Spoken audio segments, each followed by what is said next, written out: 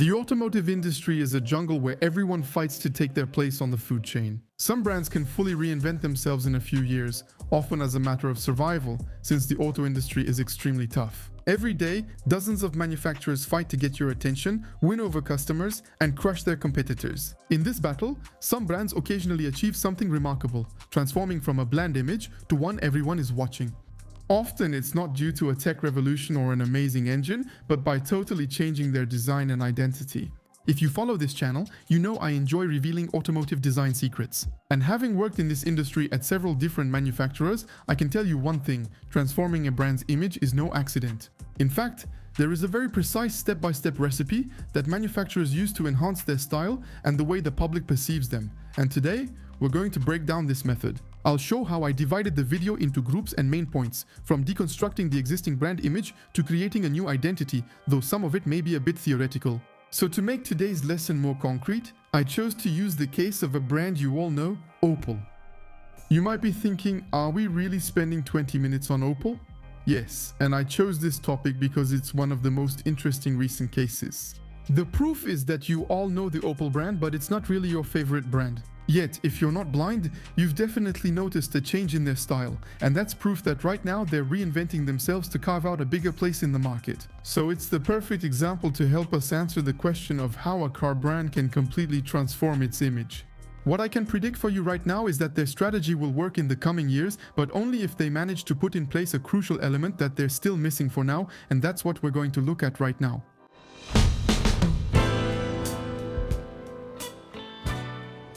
To start applying our formula to Opel's strategy, we need to take a minute to set the scene for this brand, because the redesign never starts from scratch. In our example, it's fascinating because we see a rare case of a car manufacturer that truly seems to have everything going for it. First, Opel is a very old brand created in 1862 that has been making cars since 1999. It's one of the oldest manufacturers still in operation. For comparison, Ford was created 4 years later. The beginnings of Audi were in 1909 and BMW in 1916. So unlike many others, it has real historical legitimacy. Next, it's a German brand based in Rüsselsheim, in a region where you have many other manufacturers associated with strong values, reliability, rigor, and industrial seriousness, what the Germans call German quality. Then, it belongs to the Stellantis group, like Citroën, Dodge, Jeep, or Maserati, but even within the group, it is different. You should know that Opel has almost always been part of another group in its history, since in 1929 it joined General Motors, and the Opel teams have always kept their independent spirit. Additionally, Opel is one of Europe's largest manufacturers. From the 60s to the 90s, the brand sold several million cars per year here, with models like the Opel Kadett, the Astra, or the Corsa, which repeatedly became some of the most popular cars in their category. So, it's a brand that literally motorized millions of families for decades, and it still has a lot of goodwill among its customers, thanks to cars that are solid, reliable, and easy to maintain. And as a bonus, we can add a strong history in motorsports with a World Rally Championship title in 1982 and a sports division that existed for a long time, OPC, which stands for Opel Performance Center. So, to sum up, it goes like this: a German brand with a very long history and industrial expertise, with a sporting past and real legitimacy. In poker, that's called a royal flush. And yet, I don't need to tell you that Opel isn't seen as a desirable brand today. So, to change the perception of a brand, there are 3 levers: vision, product, and perception. Vision is about how you position yourself as a brand. Who are we? Why do we make cars? Why should people choose us? As long as these questions aren't clearly answered, you can't give direction to the transformation. Ferrari's vision is to make the best sports cars. Mercedes' vision is to offer the best or nothing. At Volvo, the vision is to let people travel safely. Here, I'm showing you examples that haven't changed, while the automotive industry has seen vision changes multiple times. For a long time, Kia wanted to be affordable to establish themselves, but after a while, they decided to completely change their approach, and their vision became making modern and desirable cars. This vision will then influence everything else: the hiring of designers, the style of the cars, communications, and 15 years later, the perception of Kia has completely changed. And that's exactly what's happening at Opel today. For a very long time, the brand no longer had a clear vision. During the General Motors era, it was stuck between several identities: too mainstream to be premium, but not affordable enough to be a low-cost brand, and without a strong emotional territory. The brand has always made good cars, but no one really knew what Opel stood for, and people want more than just a good car. The change has only just begun in recent years, thanks to a gap that appeared in the market. The Germans make the best cars, but all the German brands are either too high-end and inaccessible, or mainstream and boring. So Opel is going to focus on a simple idea: becoming a modern German brand with all the precision that implies, but keeping an accessible and cool side. Once this vision is set, we can start making it concrete with the product, because in the end, what we're selling is cars. So let me give you a little spoiler here. To sell products, you need to have good products. Basically, if you make a 911, you'll have no trouble selling all your stock. But for a brand like Opel, changing the product means changing the playing field. Let me explain. The strongest brands are those that manage to cover the entire automotive spectrum. For example, Audi is able to offer compacts, SUVs, luxury sedans, perfect daily drivers, and coupes. It's the same logic at Porsche, which sells the Cayenne and sedans like the Taycan or the Panamera, but still embodies performance with the 911. I talked about this in that video last week. And it's precisely this ability to navigate between several segments that strengthens the overall perception of the brand, because each type of car sends a different signal. A city car gives a rational impression, an SUV is versatile, a coupe signals status, and a sports car is all about emotions. Brands that thrive master all these signals simultaneously.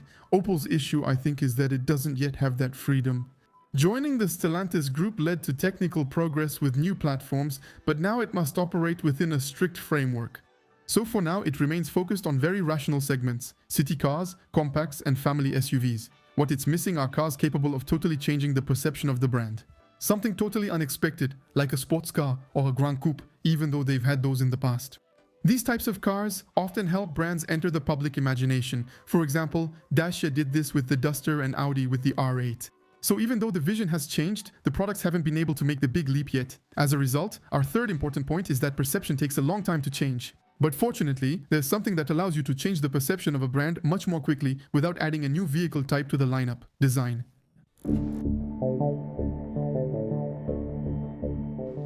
How do you recognize a Rolls-Royce? I don't even need to explain, I know you've already guessed. To reinvent a design from scratch, you also have to go through several steps in the right order. And the first one is the example of the grille on a Rolls. You have to create what's called a design cue.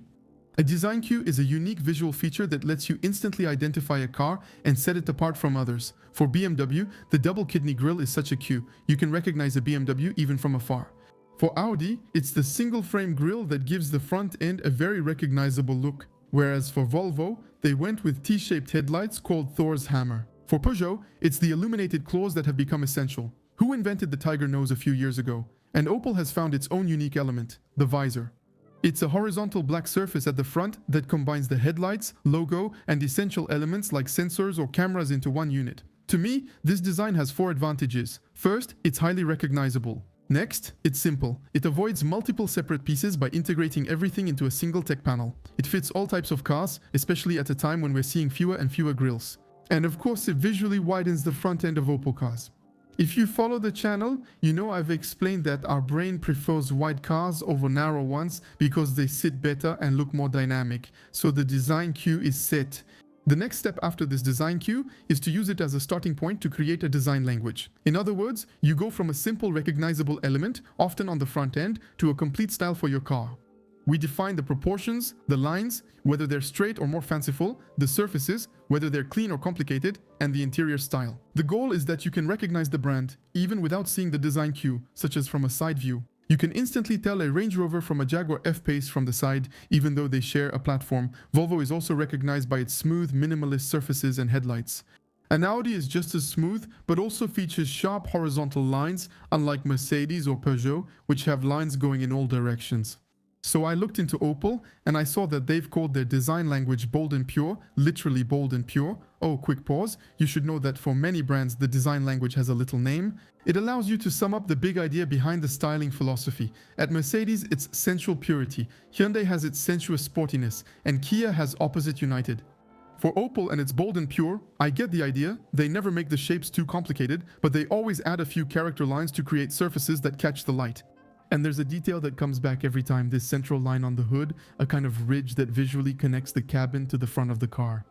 I noticed they call it the compass, which lets them design the front end around 2 axes, a vertical one with a central crease on the hood leading to the logo, and a horizontal one made by the headlights and visor.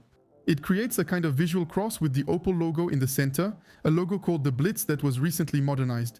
This arrangement echoes what we saw back in the day on the original Opel Manta. The design language isn't super bold, but it fits well with their vision. They combine the seriousness of a German car with a little touch of modernity that keeps it from being boring. A design philosophy influences the interior too, with Opel's so-called pure panel aiming for simplicity. However, it still features a classic uncluttered layout. With our strong design cue and complete design language, our next step is to apply them to a project that will make an impact: the Halo car. The Halo car is an effective way to showcase the brand's transformation, usually unveiled as a concept car with much fanfare at motor shows. The name Halo car comes from the halo effect, a basic psychological bias where something exceptional improves how everything around it is perceived. Outside the automotive world, that's a key part of Red Bull's strategy. They sponsor a guy who jumps from space, even if it doesn't make money, but it's something extreme that positions the brand differently compared to basic drinks like Coke or iced tea. So when a brand creates a very desirable car, the public doesn't just judge that car, but starts to see the whole brand differently. For the brand, it's a way to show what we want to look like, free from industrial constraints or regulations, a form of pure design. For example, when Volvo unveils the concept coupe in 2013, we discover the new proportions, the minimalist surfaces, and especially the Thor's hammer headlights. A few years later, every Volvo looks like this concept. The same logic applies at Peugeot with the Quartz, E-Legend or Fractal, cars designed to set a direction that influences proportions, lighting signatures, and overall attitude. In short, that's why the concept car is so important. It allows the design language to be transformed into something understandable and desirable, but above all, it creates public anticipation by previewing what's coming. That's what Opel did back in 2018 with the Opel GTX Experimental, which introduced the famous visor, laid the foundations for bold and pure, and defined the design direction for the entire brand. It's the one that started the whole transformation, and it was followed by other concepts that may have gone a bit unnoticed, especially the Manta GSE concept, where we start to see something much more powerful. It's a modern reinterpretation of a 1970s icon for the brand, the Manta, and it applies the new design language to a heritage element. I think it's smart for a Halo car to boost its brand by reconnecting with its history.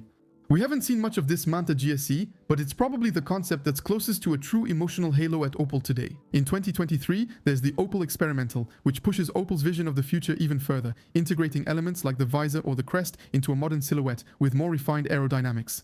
It's a projection of Opel's long-term design that's really more of a design manifesto than a Halo car in the strict sense. But on the passion side, the Corsa GSE Vision GT concept recently appeared, a pure performance fantasy developed for Gran Turismo, which shows an extreme, almost unreal side of Opel. By the way, it's a special project for a video game, so it creates desire but has no real impact on production cars.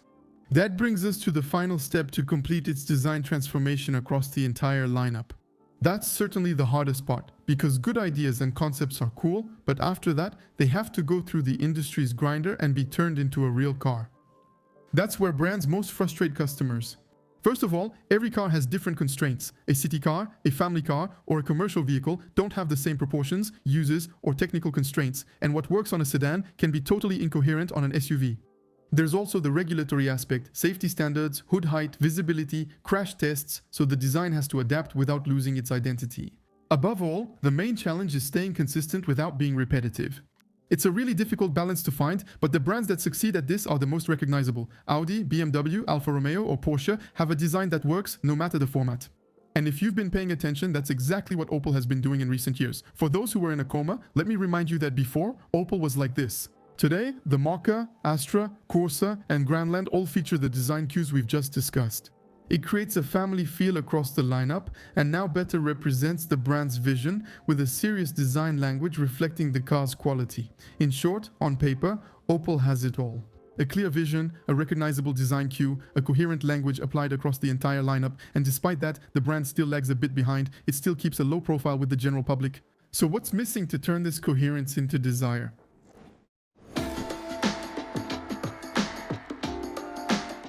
I'm starting with a disclaimer. Although I'm focusing on this in the video, Opel isn't a struggling small brand. It sells many cars, is well established, and has a strong network. But the reason we're talking about it is because its problem isn't economic, it's a perception issue, and that's why the design renewal is so important for it. In the world of car manufacturers, there's a fundamental difference between a brand that sells and a brand that makes people dream, and Opel is very clearly in the first category today. When you ask people about their favorite brand, it's not often on the podium. But if, in addition to its current strengths, it could make the general public dream a little more, then it would be the fast lane to pure joy. And for me, it's missing a fundamental element before reaching the status of an aspirational brand and generating much more desire. At first, I questioned its design. Okay, we've got the visor, the hood crest, and lines that are lively without being complicated. But isn't it all just a little bit bland? It's a well-executed, coherent and honest design, but compared to competitors, something feels missing. It doesn't need to be more aggressive, just a bit more tension or spectacle. When competitors like Peugeot, Cupra or Hyundai take bold visual risks, Opel remains more restrained. So, is this design just not expressive enough? I've thought about it, and it's likely a false lead, since their style actually meets a real need for much of the public. A part of the public that doesn't necessarily want a showy, aggressive, or too divisive car. People seeking something serious, clear, and a bit prestigious, but not attention-grabbing. There are plenty like that, those who don't want a flashy show-off car.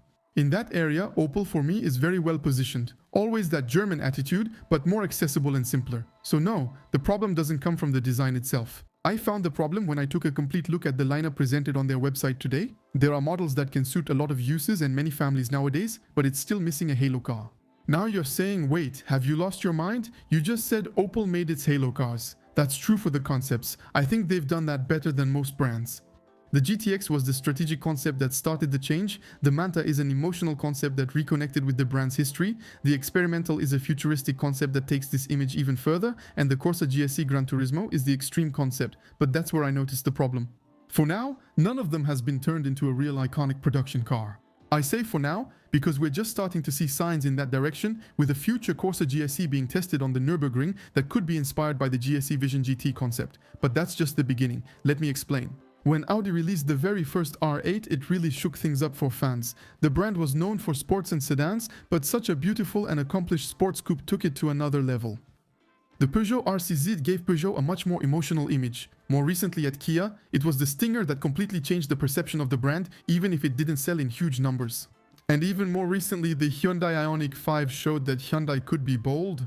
All these cars are halo cars, but they're not concepts. We're talking about production cars that lift the whole lineup. Opel for now doesn't have any, even though they have plenty to draw from in their history. Whether it's with the Monza name, which was revived in 2013 with that incredible concept designed by Mark Adams, the legendary Record, Capitan, Kadett, Ascona or Calibra, but even more so with maybe a coupe that could capture the spirit of their masterpiece, the Opel GT. A rebellious icon from the 60s with an incredible design, which actually came out the same year as the Corvette in 1968 and sold over 100,000 units. 36 years later, the GT came back in this version. If you grew up in the 90s, you definitely saw it around, and more recently there was even a concept car meant to preview its return in 2016, but it still hasn't come back as a production car. So maybe that's something they'll look into at some point, at least I hope so, even though we know these little coupes don't sell in big numbers. The goal here is to permanently restore the brand's image, which has thoroughly completed its renewal process. It could also be a car closer to the experimental concept, offering more commercial potential with a slightly raised coupe-style silhouette like those seen today. That would still allow us to project this design onto a much more emotional form and make the brand shine. I'm curious to hear your opinion in the comments. Let me know what you think of my approach, and above all, don't hesitate to tell me if you have other examples. If you enjoyed this video, go check out this one right now, where I analyze in detail the system that Porsche uses to humiliate its customers and take as much money from them as possible. Thank you all, see you next time.